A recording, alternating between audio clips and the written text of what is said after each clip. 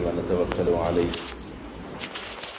ونعوذ بالله من شرور أنفسنا ومن سيئات أعمالنا من يهده الله فلا مضل له ومن يضلله فلا هادي له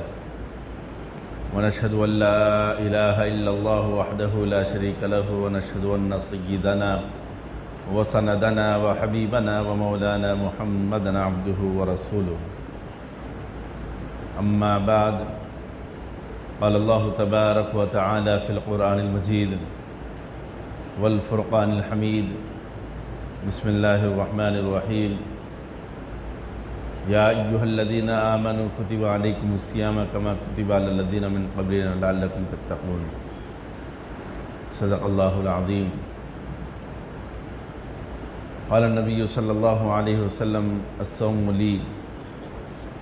وصدق رسوله النبي الكريم نحن على ذلك من الشاهدين والشاكرين والحمد لله رب العالمین۔ معزز بزرگوں اور عزیز ساتھیوں، رب کریم کا بڑا فضل و اکرام ہے کہ اللہ تبارک و تعالیٰ نے بس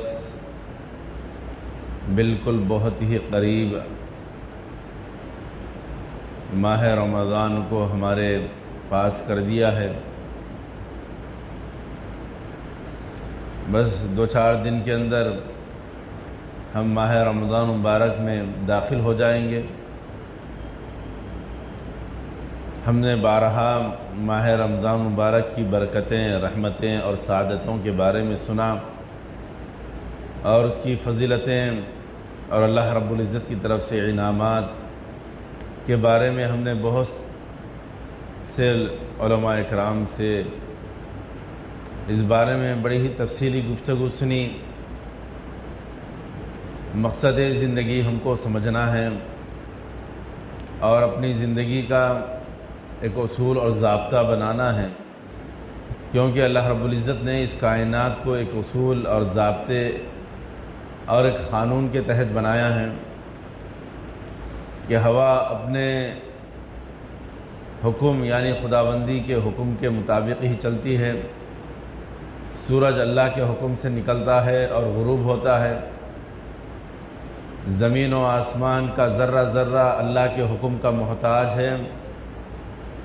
کیونکہ اللہ کا نظام ہے کہ اللہ چاہتے ہیں کہ میں نے جن مخلوقات کو پیدا کیا وہ میری مانیں اور اللہ کی اطاعت کریں۔ ہم بھی اللہ کی ایک مخلوق ہے، لیکن اللہ تبارک و تعالیٰ نے اپنا نائب بنا کر اس دنیا پر مبعوث فرمایا ہے، پیدا فرمایا ہے، اور کچھ اللہ تبارک و تعالیٰ نے ہم کو کرنے کی اور کر گزرنے کی کچھ طاقتیں اللہ تعالیٰ نے اور مخلوقات کے علاوہ ہم کو دی ہے، تو اس کا صحیح استعمال ہو اور اس کے مطابق ہماری اپنی زندگی گزرے۔ اس کے لیے ہم کو چاہیے کہ ہم سب سے پہلے اللہ تبارک و تعالیٰ کے احکامات کو سمجھیں اور اپنے آپ کو اس پر ڈھالیں اور اس کے مطابق اپنے آپ کو چلائیں، کیونکہ یہ نظام خداوندی ہے کہ یہ یوں ہی سرسبز و شاداب نہیں ہوا، بلکہ اللہ تبارک و تعالیٰ کے حکم اور اللہ تبارک و تعالیٰ کی مرضی سے یہ دنیا ترقی کرتی گئی اور بڑھتی گئی۔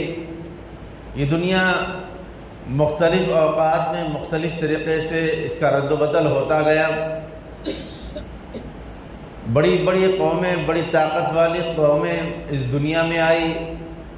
اور اپنی طاقت کا زور انہوں نے دکھایا۔ اپنے آپ کو بعض قوموں نے خدائی کا دعویٰ کیے، لیکن اللہ تبارک و تعالیٰ ایک مدت تک اس کو ڈھیل بھی دیے، موقع بھی دیے، توبہ کا راستہ بھی بتائے، لیکن جو مانے وہ کامیاب ہوئے، جو نہیں مانے وہ ناکام اور نامراد ہوئے۔ آج بھی ان کے آثار، آج بھی ان کے چھوڑے ہوئے چیزیں ہم کو ملتی ہے، دکھتی ہے، دیکھنے میں آتی ہے۔ کہ ان کے بڑے بڑے محلات کے بعض قومیں ایسی گزری کہ بڑے بڑے پہاڑوں کے اندر، بڑے بڑے پتھروں کے اندر وہ اپنے محلات بنایا کرتے تھے۔ آج بھی وہ کھنڈرات نظر آتے ہیں مختلف مقامات میں۔ کبھی وہ تہہ خانوں کے اندر چلے گئے، مٹی کے اندر چلے گئے، تو بعض تو ایسے تھے کہ بڑے بڑے تناور درختوں کو ایسے نازک پودوں کی طرح اٹھا دیا کرتے تھے کہ ان کی طاقت اور قوت کا اندازہ لگائیں۔ آج ہم معمولی سی دنیا کے اندر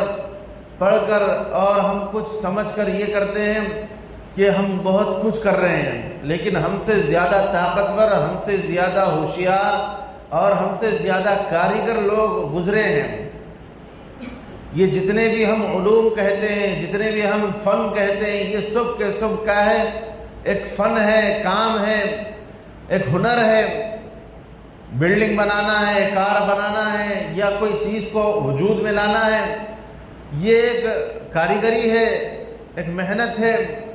اس سے اچھی محنت ہم سے پہلی قوموں نے کر کر اس دنیا سے چلے گئے،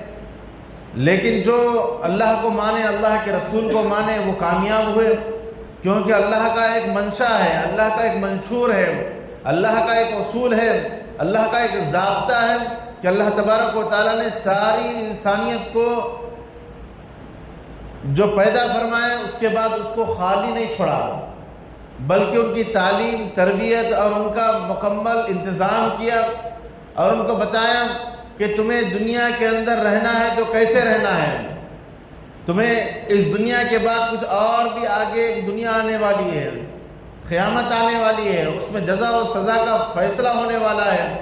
تو تمہیں دنیا میں کس طریقے سے گزارنا ہے، تمہیں دنیا میں کیوں پیدا کیا گیا ہے۔ یہ اللہ رب العزت نے بڑے ہی مفصل انداز سے انبیاء اکرام علیہ السلام کے ذریعے سے، قرآن پاک اور احادیث مبارکہ کے ذریعے سے ساری انسانیت تک بات پہنچا دی ہے، لیکن جو مانے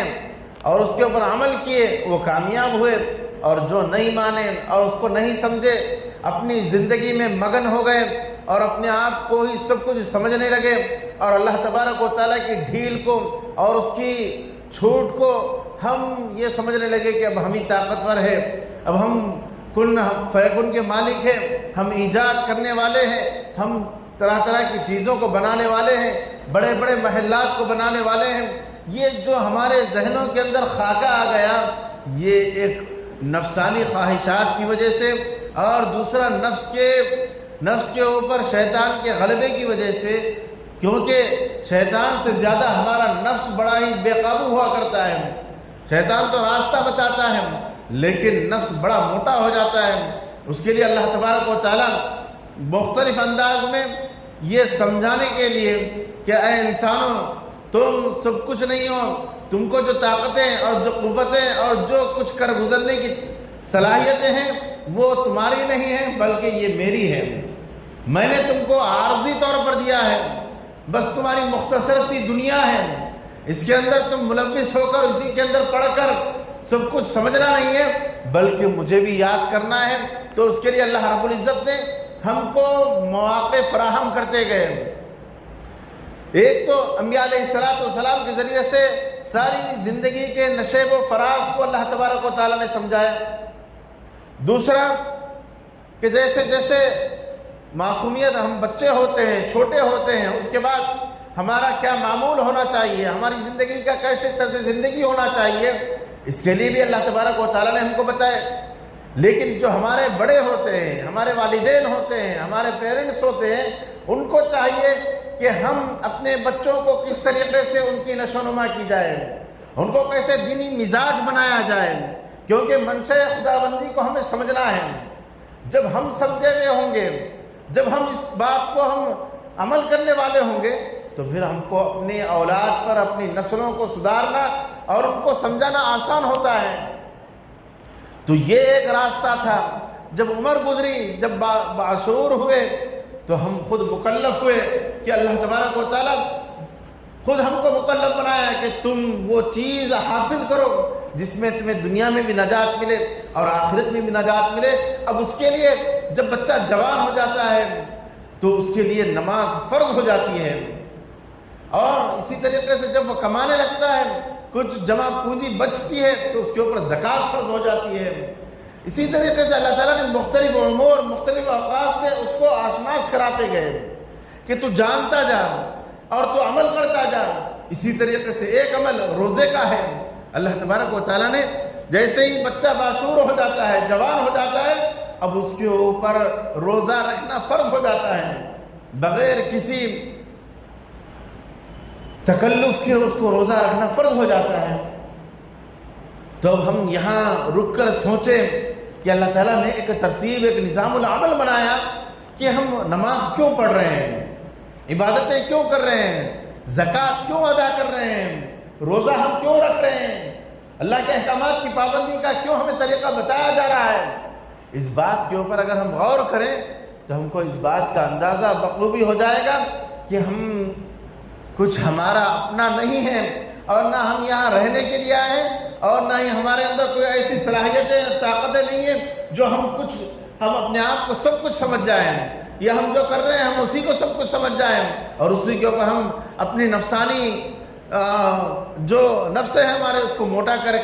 اور اپنی نفسانی خواہشات کے اوپر چلنے لگے۔ یہ سب کچھ نہیں ہے، بلکہ اللہ تبارک و تعالیٰ ان چیزوں کے ذریعے سے، ان اعمال کے ذریعے سے، ان عبادات کے ذریعے سے، ان حرکتوں کے ذریعے سے اللہ تعالیٰ بتاتے ہیں، اے بندو تم میری طرف رجوع ہو جاؤ،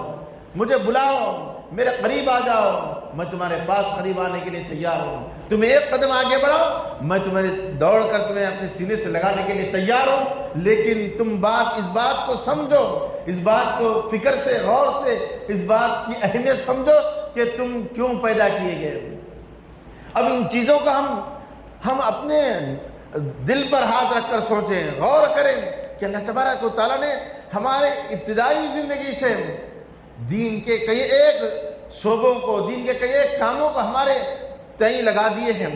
جیسے جب بچہ پیدا ہوتا ہے تو سب سے پہلے اذان دی جاتی ہے، اللہ کا نام لیا جاتا ہے، اقامت دی جاتی ہے، اور کہا جاتا ہے کہ تیرا وجود نہیں ہے بلکہ اللہ کا فضل ہے، اللہ کا حکم ہے، ہم کچھ نہیں ہیں، بس اللہ کی بڑائی بتائی جاتی ہے، اللہ کی پاکی بتائی جاتی ہے، اللہ کی الوہیت بتائی جاتی ہے۔ یہیں سے بچے کو سمجھایا جاتا ہے، اس کے دل میں یہ بیج بویا جاتا ہے کہ تجھے اللہ کو ماننا ہے، اللہ کے احکامات کو ماننا ہے، اللہ کے حضور حاضر ہونا ہے۔ اس بات کا اعادہ کیا جاتا ہے، اس بات کی بیج بوئی جاتی ہے کہ جیسے جیسے تو بڑا ہوتا ہے تیری یہ بیج درخت اور یہ پھل دینے والا ایک درخت پہ ہوگا۔ تو عزیزان گرامی، اب جو آنے والا عمل ہے ہمارا وہ روزے کا عمل ہے۔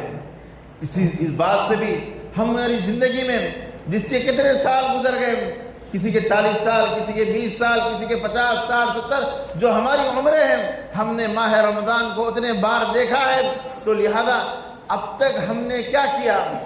آج دیکھیں کہ یہ ماہ رمضان مبارک سے ہمیں کیا چاہا جا رہا ہے، ہمیں اس سے کیا مطلوب، کیا لینا ہے ہم کو اس سے یہ بات لینا ہے کہ اللہ تبارک و تعالیٰ پورے 11 مہینے کے اندر آدمی کو کھانے پینے اور تمام جو حلال چیزیں ہیں ان سب کو اللہ تعالیٰ نے بالکل فراوانی کے ساتھ استعمال کرنے کا موقع عنایت فرمایا، لیکن ایک مہینہ اللہ کی اطاعت اور اس کی فرمانبرداری اور اس کے حکم کی تابعداری کے مطابق زندگی گزارنے کے لیے صبح سے لے کر شام تک بھوکا اور پیاسا رہنے کا حکم دیا، اور یہ اللہ کا حکم ہے، اور اس سے کئی ایک مسائل حل ہوتے ہیں۔ تو ہم کو یہاں پر رک کر یہ سوچنا ہے کہ ہم کو کیا کرنا ہے، کہ اللہ تعالیٰ نے اس بات کا کیوں حکم دیا۔ حالانکہ ہمارے لیے کھانا پینا، دن بھر تمام اعمال کرنا بالکل حلال تھے، لیکن اب ایک مہینے میں پورا ایک مہینہ ہمیں کھانا حلال نہیں ہے، پینا حلال نہیں، حالانکہ حلال چیزیں ہیں، سب جائز چیزیں ہیں، لیکن ہمیں روک دیا گیا ہے، ہمیں منع کر دیا گیا ہے۔ کیا وجہ ہے اس کی؟ کہ جو ہم سمجھتے ہیں ہم سب کچھ ہیں، ہماری جو صلاحیتیں، طاقتیں ہیں، یہ سب کچھ ہم ہیں، ہم کچھ بھی کر سکتے ہیں۔ اللہ تعالیٰ یہاں روک کر بتا رہے ہیں کہ تم سب کچھ نہیں ہے، تمہاری پراپرٹی، تمہارا کھانا پینا یا تمہارا مال و متاع یہ تمہارا نہیں ہے، یہ بلکہ یہ میرا ہے، اور میں نے تم کو عارضی طور پر دیا ہے، تم اس بات کو سمجھو۔ آج دیکھیں ہماری زندگی کے اندر ہم کن کن مراحلوں کے اندر گزر رہے ہیں، ہم کن کن مسائل کے اندر ملوث ہو رہے ہیں، ہم اپنی اس عارضی زندگی کو اور مختصر سی زندگی کو بنانے کے لیے، سنوارنے کے لیے ہم کتنے کیا کیا کام کر رہے ہیں، کیا وجہ ہے؟ بھئی اللہ تعالیٰ نے انبیاء علیہ السلام کے ذریعے سے ہماری زندگی کے ہر پہلو کو اور ہر نشیب و فراز کو بتا دیا ہے کہ تمہیں اپنی زندگی میں کیسے رہنا ہے، کیا کرنا ہے، کیسے کھانا ہے، کیسے رہنا ہے، کیسے اپنی زندگی گزارنا ہے۔ یہ اللہ تعالیٰ نے انبیاء علیہ السلام کے ذریعے سے ہمارے ایک ایک پہلو کو بتائے ہیں، لیکن ہم ہیں کہ ہم اپنی خواہشات کے اوپر عمل کر کر اور جو اللہ تعالیٰ نے اپنا نائب بنا کر کچھ ہمیں صلاحیتیں طاقتیں دیے، ہم اس کو سب کچھ سمجھ رہے ہیں، حالانکہ ہم سب کچھ نہیں ہیں۔ ہمارے لیے بڑے ہی مشاہدے اور تاریخ کے اوراق گنیں گے تو عزیزان گرامی، ہم سے جو پچھلی قومیں گزری ہیں ان کے حالات اور ان کے واقعات اور ان کی طاقتیں اور ان کی قوتیں اور ان کے کاریگری کے کام اگر دیکھا جائے تو ہمارے جتنے اعمال ہیں، یہ دنیا جو چل رہی ہے کہ آج ٹیکنالوجی کا دور ہے، بڑے بڑے کام ہیں، تو یہ سب پھیکے پڑ جائیں گے، سب چیزیں، ان کے کام، ان کے کاریگر اور ان کے حالات دیکھیں گے۔ لیکن جب اللہ کے احکامات سے روگردانی کیے اور نبی کے طریقوں کو چھوڑے تو اللہ تعالیٰ نے ان کو پاش کیا اور ان کو اس دنیا سے نیست و نابود کیا، اور ان کے آثار آج دنیا کے اندر موجود ہے، بعض مقامات پر یہ ملتے ہیں چیزیں۔ لیکن عزیزان گرامی، آج ہم سمجھ جائیں، آج ہم اپنے آپ کو سدھار لیں، اللہ کے احکامات کی طرف رجوع ہو جائیں، اپنے آپ کو بنا لیں۔ آج دیکھیں کہ ہم چھوٹی باتوں کے اندر اور چھوٹے معاملات کے اندر ہم اس ماہ مقدس کے روزے کو ہم چھوڑ دیتے ہیں۔ یہ روزہ کیا ہے؟ یہ روزہ کس چیز کا نام ہے؟ روزہ ہمارے اندر وہ چیز پیدا کرتا ہے جو سال پر ہم چھوٹے موٹے غلطیاں کیے تھے، گناہیں کیے تھے، اللہ تعالیٰ ان تمام گناہوں کو ختم کر دیتے ہیں، ان کاموں کو ہم کو سب صاف شفاف کرنا چاہتے ہیں کہ اے بندو، تم نے 11 مہینے اپنی زندگی گزارے ہیں، لیکن 1 مہینہ میرے حکم کے مطابق گزارو، میں تمہیں قریب لینے تیار ہوں۔ لیکن آج چھوٹی باتوں کے اندر ہم اس ماہ مقدس کے روزوں کو چھوڑ دیتے ہیں۔ ایک روزہ ایسا ہے کہ اگر جو جان بوجھ کر صحت و سلامتی کے باوجود چھوڑ دیتا ہے، وہ ساری زندگی روزہ رہے، اس کا کفارہ ادا نہیں ہو سکتا۔ اتنا بہترین روزہ ہے اور اس کی اتنی اللہ تعالیٰ نے رحمتیں، برکتیں اور ثواب رکھا ہے کہ پوری زندگی بھی اگر ہم روزہ رکھ لیں تو اس ایک روزے کا ثواب ہم حاصل نہیں کر سکتے اور اس کی چاشنی حاصل نہیں کر سکتے۔ لیکن آج ہم کاروبار کے بہانے سے اور بھی کئی ایک بہانوں سے، عزیزان گرامی، یہ ماہ مبارک یہ کاروبار کا مہینہ نہیں ہے۔ ہم جو بھی تیاری کر لیں ماہ رمضان سے پہلے تمام تیاری، کپڑے ہو، شاپنگ ہو، کھانے پینے کی چیزیں ہوں یا جو بھی چیزیں ہوں، ہم سب تمام کی تمام چیزیں ماہ رمضان سے پہلے ہم اس کو جمع پونجی کر لیں تاکہ ہم ماہ مبارک کے اندر بڑی ہی ایک سوئی کے ساتھ اللہ کی طرف رجوع ہوں۔ ہم اپنے کام کا شیڈول بنائیں، کام کا ٹائم ٹیبل بنائیں کہ ہم اس ماہ مبارک کے اندر ہم سحری کر بس کمر سیدھی کرنے کے بہانے ہم سو جاتے ہیں تو فرض نماز بھی چلے جاتی ہے۔ حالانکہ فرض نماز، فجر کی جو فرض نماز ہے، یہ تو ہماری زندگی، مستقل زندگی کے اندر فرض ہے، لیکن ہم ذرا سا ٹیکا لینے کے بہانے، ذرا سا کمر سیدھی کرنے کے بہانے ہم لیٹتے ہیں، بس ہماری فجر بھی جاتی ہے اور جو ہمارا حاصل ہے وہ بھی چلا جاتا ہے۔ ہم ایک ایسا ٹائم ٹیبل بنائیں کہ جس کے ذریعے سے ہم فجر کے بعد فوراً، سحر کے بعد فوراً اگر وقت ہے تو ہم تلاوت کر لیں، اگر تہجد کا وقت ہے تو تہجد پڑھ لیں، دعائیں کریں، سحر کریں، پھر اگر وقت مل رہا ہے ہمیں تو تلاوت میں وقت لگائیں۔ اگر گھر میں رہتے ہیں، اگر ہمیں یہ میسر ہو، ہمیں یہ محسوس ہو کہ اگر ہم یہاں رکتے ہیں تو ہم اپنے نیند پر قابو نہیں پا سکتے تو سیدھا ہم مسجد کو جائیں اور وہاں جا کر کچھ سنتیں پڑھ کر ہم تلاوت کرنے بیٹھ جائیں، ذکر و اذکار کرنے بیٹھ جائیں، پھر ہم آئیں، اگر ہمارا کچھ کاروبار ہے تو ہم کاروبار کو جائیں، یا نہیں اگر کچھ وقت مل رہا ہے تو پھر ہم آرام کریں، اشراق کے بعد، اس کے بعد پھر اپنا معمول بنائیں۔ پھر عصر سے پہلے ہم اپنا معمول بنائیں، یہ اپنا ایک ٹائم ٹیبل بنائیں اس کے اندر کہ ہم تلاوت میں زیادہ سے زیادہ وقت لگائیں، ذکر و اذکار کے اندر زیادہ سے زیادہ وقت لگے، اللہ کو یاد کرنے کے اندر ہمارا وقت گزرے۔ حالانکہ ایسا نہیں ہوتا، بلکہ ہم پورے ماہ مبارک کے اندر ہم بس سونے کے اندر گزارتے ہیں اور وہ چیزیں جمع کرنے کے اندر گزارتے ہیں کہ ہمیں اب تو سحر کر لیے، اب سو کر 10-12 بجے اٹھ گئے، اب اس کے بعد ہم ترکاری مارکیٹ کے لیے نکل گئے، کیا فروٹ بنائیں، کیا کھانا بنائیں، کیا سالن بنائیں، اب اس فکر کے اندر لگ گئے۔ اب جب ترکاری لائے تو ہم اپنی عورتوں کو بھی اس کے اندر مصروف کر دیے، عورتوں کے لیے بھی ہم سوچیں، اپنے گھروں کے اندر ماں بہن بیٹیوں کے لیے بھی سوچیں کہ وہ بھی کچھ عبادت کر لیں، وہ بھی کچھ ذکر و اذکار کر لیں، وہ بھی کچھ تلاوت کر لیں، وہ بھی کچھ اللہ کی طرف رجوع ہو جائے، ان کے لیے بھی کچھ وقت نکالیں، ان کے لیے بھی کچھ شیڈول معمول بنائیں، ان کے لیے بھی کچھ ٹائم ٹیبل بنائیں کہ وہ بھی اللہ کی طرف رجوع ہوں۔ یہ ہم اس ماہ مبارک کو اس انداز سے بنائیں تاکہ اللہ تبارک و تعالیٰ اس ماہ مبارک کے اندر ایک کے بدلے 70 دیتے ہیں، ایک نیکی کے بدلے اللہ 70 دیتے ہیں۔ تو لہذا ہم زیادہ سے زیادہ ہم ذکر و اذکار، نوافل کا اہتمام، تلاوت کا اہتمام اور صدقہ و خیرات کا اہتمام ہم کرنے کی فکر کریں۔ یہ نہیں کہ کیا کھائیں کیا پکائیں، اس کے اندر ہمارا عصر کا وقت بھی جا رہا ہے، افطار کا عین وقت بھی ہو جا رہا ہے، ہماری عورتیں چولہے کے اندر ہی ہے۔ تو ہم کم سے کم ان چیزوں کو کریں، کیونکہ اللہ تعالیٰ چاہتے ہیں کہ میرے بندے بھوکے پیاسے رہیں اور میری طرف رجوع ہوں، کیونکہ جس کا پیٹ سیراب ہوا آتا ہے اور جس کے جو شکم سیر ہوتے ہیں وہ بس سونے کے اندر ہی اپنا وقت گزارتے ہیں۔ صبح سحر کے اندر بھی ہمارا معمول ہوتا ہے کہ ہمیں دن بھر بھوکا پیاسا رہنا ہے، جیسا خوب کھاتے ہیں ہم، اور افطار کے اندر بھی یہی ہوتا ہے کہ ہم صبح سے شام تک صبح سے بھوکے ہیں، لہٰذا خوب ہم فروٹ کھاتے ہیں، فلاں چیز کھاتے ہیں، بڑا اہتمام کرتے ہیں۔ لہذا ان چیزوں کو کم کریں، اللہ کی طرف رجوع ہونے کے لیے ہم فکر کریں کہ کم سے کم کھائیں، کیونکہ اللہ تعالیٰ ہمیں طاقت دینا چاہتے ہیں اور اس کے اندر بہت ساری سائنسی فائدے ہیں۔ ہم اس بات کی فکر کریں اور اس بات کو ہم سوچیں کہ اللہ تبارک و تعالیٰ کی طرف ہم کیسے رجوع ہو سکتے ہیں، اللہ تعالیٰ کو کیسے ہم منا سکتے ہیں، اللہ تبارک و تعالیٰ کو ہم کیسے ہم قریب ہو سکتے ہیں، کیونکہ ہمیں یہ عارضی دنیا چھوڑنا ہے اور مستقل جو لامحدود زندگی ہے اس میں کامیاب ہونا ہے۔ اس کے لیے اللہ تعالیٰ نے ماہ رمضان مبارک کا یہ متبرک مہینہ دے رہے ہیں اور یہ بڑی برکتیں، رحمتیں اور مغفرت والا مہینہ ہے، لہذا اپنی مغفرت کرائیں، کیونکہ مستقل پچھلے جمعوں کے اندر بھی اس بارے میں بتایا گیا کہ اس ماہ مبارک کے اندر کیسے ہمیں زندگی گزارنا ہے اور کن کن لوگوں کی مغفرت ہوتی ہے اور کن لوگوں کو اللہ تعالیٰ اس ماہ مبارک کے اندر بھی بخشش نہیں فرماتے۔ یہ بہت ساری لمبی باتیں ہیں، اللہ تبارک و تعالیٰ ہم نے جو سنا ہے اس کے اوپر عمل کرنے کی توفیق نصیب فرمائے اور ہماری بخشش کے فیصلے فرمائے، اور اس ماہ مبارک کو ہم اپنی زندگی کا آخری رمضان سمجھے، کیونکہ صحابہ کرام رضی اللہ تعالیٰ علیہ مجمعین کے بارے میں آتا ہے، کسی نے پوچھا کہ تم لوگ رمضان کیسے گزارتے تھے؟ انہوں نے کہا کہ ہم اس رمضان جیسے آتا تو ہم یہ سمجھتے تھے کہ ہماری زندگی کا یہ آخری رمضان ہے، اب اس کے بعد بھی ہمیں رمضان ملنے والا نہیں ہے۔ تو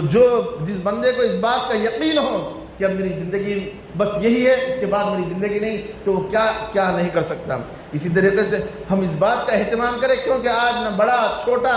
کوئی نہیں ہے، بلکہ اللہ تعالیٰ جس کو چاہے اپنے پاس بلا رہے ہیں۔ تو لہذا ہم اپنے آپ کو پاک و صاف کریں، اس دنیا کو سب کچھ نہ سمجھیں، اپنی طاقتی صلاحیتوں کو اور اپنی کچھ کر گزرنے کی جو صلاحیت اللہ تعالیٰ نے دی ہے اس کو ہم اپنا خود کا نہ سمجھیں، بلکہ اللہ کی دین سمجھ کر اللہ کی شکر ادا کرتے ہوئے ہم کام کریں اور اللہ تبارک و تعالیٰ کی طرف رجوع ہوں۔ اللہ تبارک و تعالیٰ ہم سب کو عمل کی توفیق نصیب فرمائیں، آمین۔ وما علینا الا البلاغ۔ جو احباب سنت نے پڑھے سنت پڑھے۔